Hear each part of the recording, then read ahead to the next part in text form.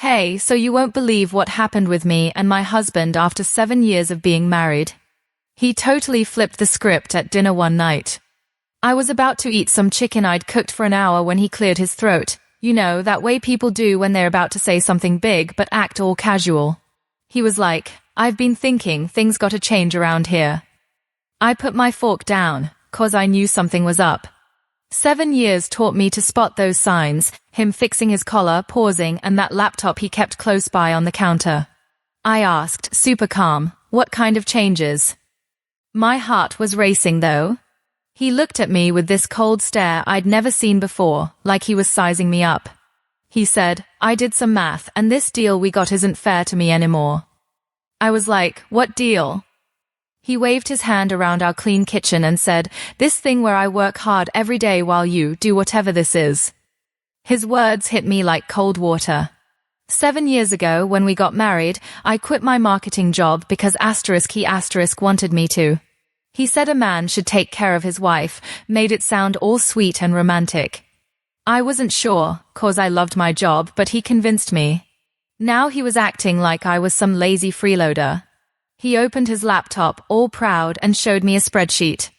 I listed all our bills, house payment, electric, groceries, everything. From now on, we split it half and half. The screen had every cost. House payment $2,947, utilities $340, groceries $580, insurance $420, and more. I said quietly, "But I don't have a job." "You asked me to quit, remember?" He just waved that off like, "That was then. You're smart, figure it out." I'm not a charity. I stared at this guy I loved, whose socks I washed, whose food I cooked, whose mom I put up with for 7 years, and something clicked in me, something sharp and cold. I said real slow, "So you want me to pay half of everything? Starting when?" He smiled, thinking I was on board, and said, "Next month." He thought he'd won, but I was like, "Okay, if we're more like roommates than a married couple, let's make it fair." He looked nervous, like he didn't expect me to agree so fast. I smiled, and he shifted in his seat. He wanted a fight or tears, but I gave him calm agreement, and it freaked him out. I picked up my fork and said, "This dinner's good, huh? I really nailed it." He mumbled, "Yeah, it's fine," staring at his plate. My brain was already planning. If he wanted to play this game, I'd play it better. He didn't know who he was messing with. Next morning, I didn't get up at 6:30 to make coffee or lay out his clothes like usual. I went back to sleep. At 7:30, he was stumbling around, confused. He yelled from the kitchen, "Where's the coffee?" I hid under my pillow, smiling. Let the games begin. 20 minutes later, he was in the bedroom, half-dressed and annoyed. "There's no coffee, no breakfast, and where's my blue shirt?" I stretched and said, "Morning. What's wrong?" He was like, "It's almost 8 and nothing's ready." I acted confused. "Ready for what?" "Oh, your stuff? But you said we're splitting everything now, so you handle your own stuff." His jaw dropped. I kept going. "Your blue shirt's in the laundry room in the dirty pile where you left it. I do my laundry now." I grabbed a fancy dress I hadn't worn in forever and said, "This was your idea, equal partners, equal work." He muttered, "This is ridiculous," and stomped off to find his shirt. While he was crashing around, I made myself 1 cup of coffee in my favorite mug, the one he always stole, and ate 1 egg with 1 piece of toast. Total peace. He came back in a wrinkled shirt that didn't match his pants, hair all messy 'cause he couldn't find his hair stuff. I said, "You look nice. Very real." He grabbed his keys, all mad, saying, "This is insane. I'm gonna be late." I shrugged, "Traffic's bad now. Maybe leave earlier tomorrow. Oh, and grab milk on your way home, we're out." He was shocked. "Pick up milk? That's your job." I raised an eyebrow. "My job? I thought I didn't have one. If you want milk, you buy it." He slammed the door so hard the window shook. After he left, I got on my phone and pulled up my old LinkedIn profile, untouched for 7 years. I started a document, listing my skills, contacts, and options. At the bottom I wrote, "Day 1 of independence." The house felt lighter without his demands. I wasn't rushing to do his chores anymore. I was making my own plans. 2 weeks into this new setup, I learned how pricey his fair deal was for him. I was folding my clothes when I saw my favorite white blouse was now pink. Not cute pink, but oops, someone messed up pink. His red sock got in my wash. I found him on the couch, watching sports. I held up the blouse and said, "We've got a problem." He barely looked. "What now?" I said, "You ruined my $95 blouse." He shrugged, "It's just a shirt. Toss it." I was like, "I will, after you pay me for it." That got him. "Pay you for what?" I showed him the blouse's price online and said, "You messed up my stuff, so you owe me." He called it crazy, but I said, "We're business partners now, right? Partners pay for damages." He grumbled, "Fine, I'll pay for your dumb shirt." I said, "Cash, please." After that, I started keeping track of everything. Coffee rings on the table I'd refinished. $15 fix fee. Using my fancy shampoo cause he forgot his $12. Eating my yogurt? $7.38, plus a fee for my extra store trip. I wrote it all in a notebook called Partnership Expenses. Then one Thursday, I came home early from my new part-time job to grab files and heard him on the phone. He was saying, "I know it's tough, babe, but I'm working on it." She's not suspicious at all. She agreed to the split right away. "I'll send you more money next month." My heart stopped. He was talking to another woman, promising to help with her rent and kids' stuff, cause she was struggling after a divorce. I stood outside, key in hand, shaking. He said, "She's been playing housewife for 7 years. It's time she paid her share. She needs me more than I need her." Everything clicked. This wasn't about fairness. He was sending money to his ex-girlfriend while keeping me as free labor. I drove around the block 3 times to calm down before going inside. He acted normal, saying, "You're home early." I said, "Forgot some papers," keeping my voice steady. Then I smiled and said, "I've been thinking about our partnership. You're right, we need it official, all clear and professional." He looked scared but mumbled, "That's extreme." I said, "Not for business partners."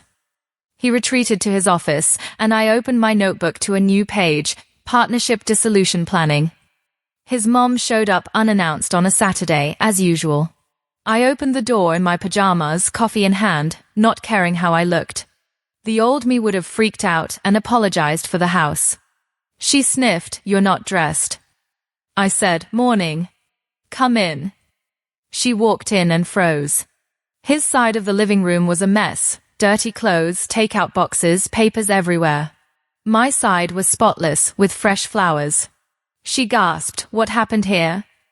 I said, "That's your son's mess. I only clean my space now." She asked where he was. "Sleeping. He was up late trying to figure out the washing machine." Her face turned purple.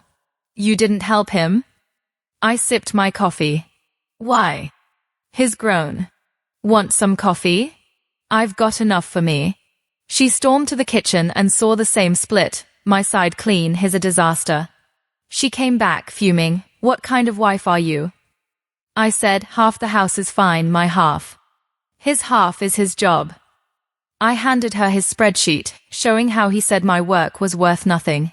"Your son made us business partners, not a married couple." She stared at it, speechless. I said, "He decided I should pay half and do all the chores. That's not fair, is it?" She sank onto his messy couch, muttering, "I raised him better." I asked, "Did you?" This didn't come out of nowhere. He came downstairs, looking rough, shocked to see his mom. She said, "I came to see why your wife isn't taking care of you. But you made your marriage a business deal."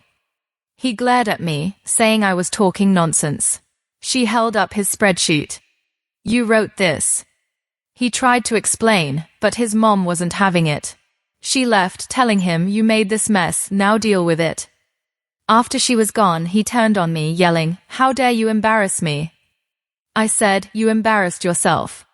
I just didn't clean it up." Then I got a call that changed everything.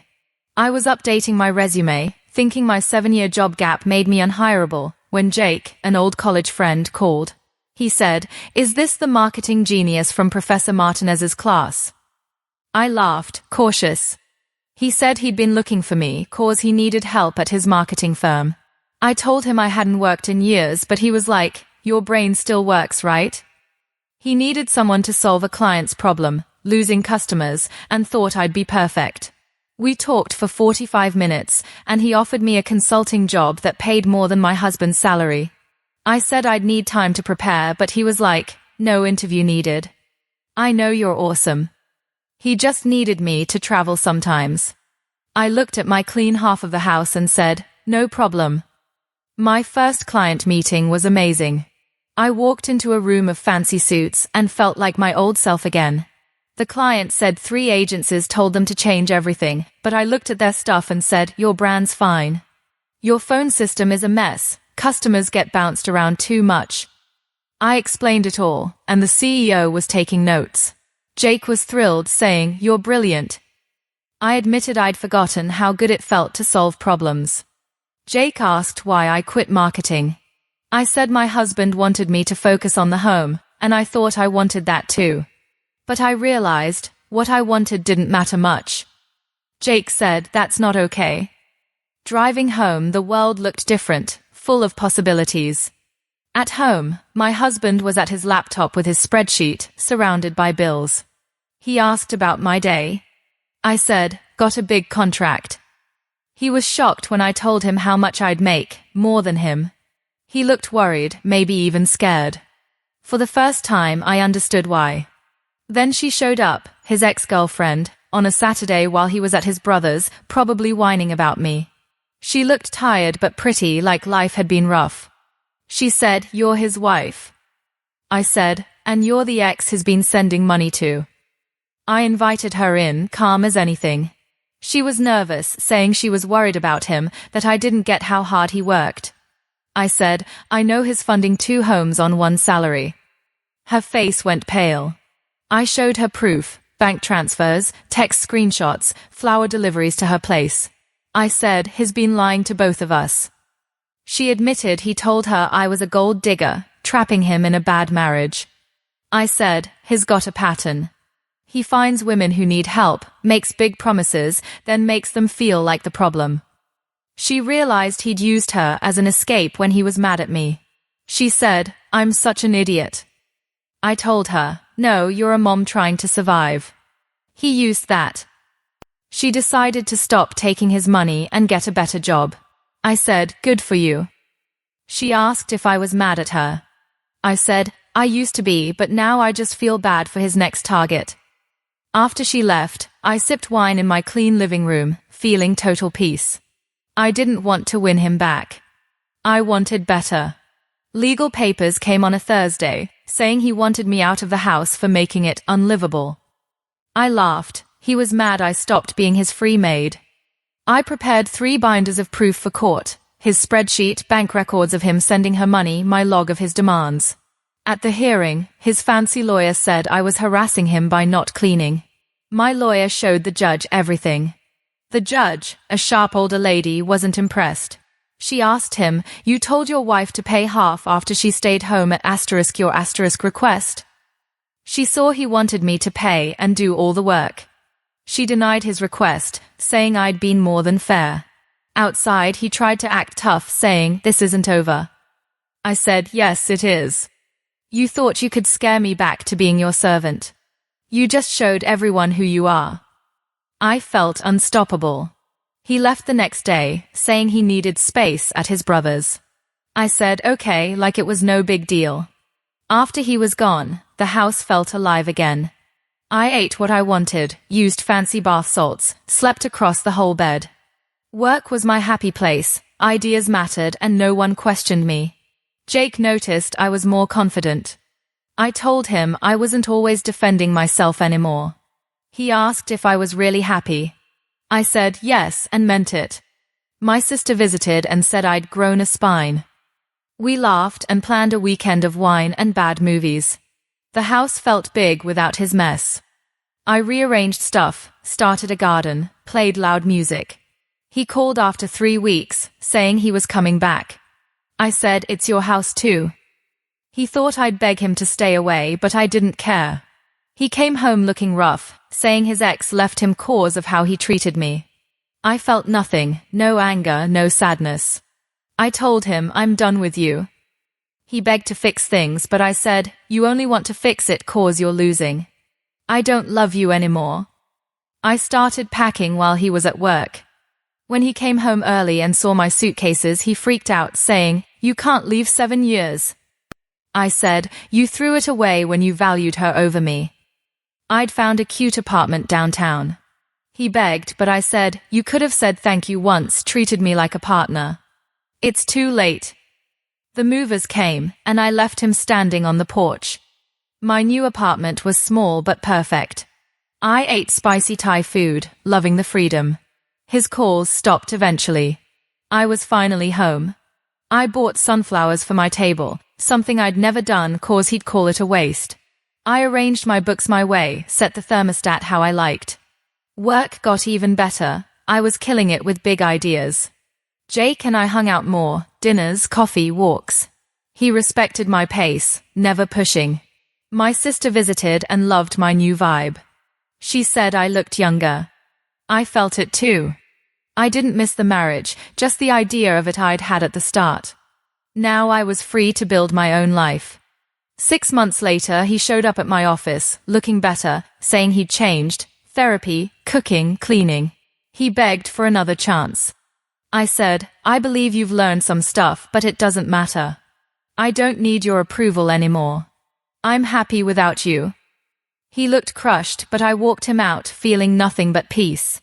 That night, I wrote in my journal, closing that chapter. Jake texted about dinner, and I said yes, not cause I needed him, but cause I wanted to. My apartment, my choices, my life, it was all mine. I'd learned love means being your full self, not shrinking for someone else. I was never incomplete, and I'd never settle again. Emotional recovery after a tough experience like the one in your story is about rebuilding your sense of self, finding peace, and moving forward with confidence. Below are practical, easy-to-understand tips tailored to someone who's been through a challenging relationship or similar emotional upheaval. These tips are grounded in the story's themes of rediscovering personal worth, setting boundaries, and reclaiming independence, written in a friendly, conversational style for clarity, as if explaining to a 5th grader, but with depth for an adult audience. Each tip includes why it matters and how to do it, keeping the tone casual and supportive, like a friend sharing advice. In the story, you held back anger, hurt, and humiliation at first, but letting those feelings out helped you process the truth. It's okay to feel mad, sad, or even relieved. It's part of healing.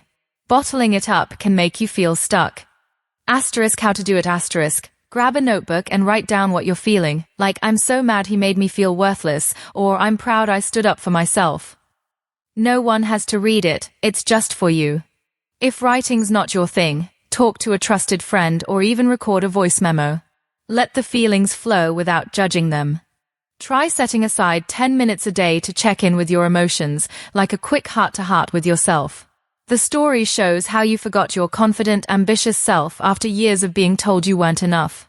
Reconnecting with your likes, passions, and strengths builds your inner strength back up. How to do it Make a list of things you loved before the relationship, like painting, dancing, or even just watching funny movies. Try one small thing from that list each week, like buying sunflowers for your table, as you did in the story. Ask yourself, what makes me happy when no one's watching? Even tiny steps, like rearranging your space to feel like yours can remind you who you are. Why it matters You took back control by setting boundaries, like refusing to do his chores or pay for his mistakes. Boundaries protect your energy and teach others how to treat you. Without them, you might slip back into old patterns. How to do it Decide what's okay and not okay for you, like I won't let anyone talk down to me. Practice saying no calmly, like you did when you told him to handle his own coffee. If someone pushes your boundary, repeat it firmly, like, I said I'm not doing that. Write your boundaries down to make them feel real, and check in weekly to see if you're sticking to them. Why it matters Your sister and Jake lifted you up, reminding you of your worth. Good friends or family can make you feel seen and valued, unlike those who drag you down. They are like a cheer squad for your recovery. Asterisk how to do it asterisk. Reach out to one person you trust, like you did with your sister, and plan a simple hangout, coffee, a walk, or a movie night. Be honest about what you're going through, even if it's just, I'm having a hard time, can we talk? Avoid people who make you feel small, like his mom did at first.